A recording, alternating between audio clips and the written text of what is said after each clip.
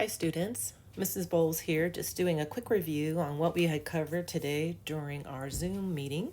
I want to make sure that you understand that the body is divided into 4 quadrants and then again redivided into regions.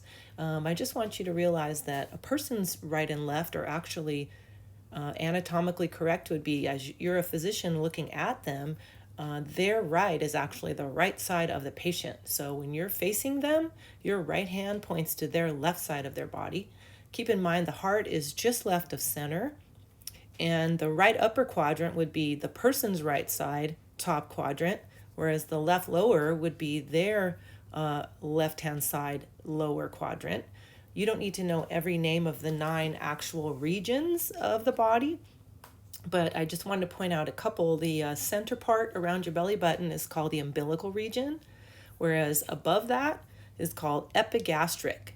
Epi is one of the root words and it means on. Gastro or gastric refers to the stomach, so on the stomach. So when physicians are palpating or pushing on a patient when they have pain, to know where that region is and approximately what organs are below that area of the body is very, very helpful. Also, hypo meaning below, so hypogastric, below the stomach region. I also want you to take a quick look at those anatomical directions we've been studying here: the front of the individual, anterior or ventral, whereas the back, posterior or dorsal, cranial meaning the head end, caudal meaning the tail end or lower down on the body, superior means above, inferior means below. And then you have medial and lateral. Medial means toward the middle, lateral toward the side.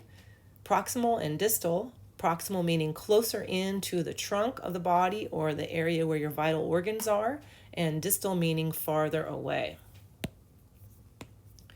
Also want you to take a look at the body cavities diagram and try yourself to see if you know what body cavities are represented by these numbers. And then here they are for you. Cranial, meaning the brain and where the brain's located. Spinal, those two together make up what's called the dorsal body cavity. Ventral, meaning the tummy side, is divided into the thoracic, above the diaphragm, the abdominal below, and abdominal pelvic, all of those 2 areas, number 4. And a pelvic is the very lower one that usually includes the reproductive organs. Also to be noted is if you saw this diagram facing you, you could identify the pericardial cavity surrounding the heart and the pleural cavities surrounding the lungs. Don't worry too much about the mediastinum as a space above the pericardial cavity.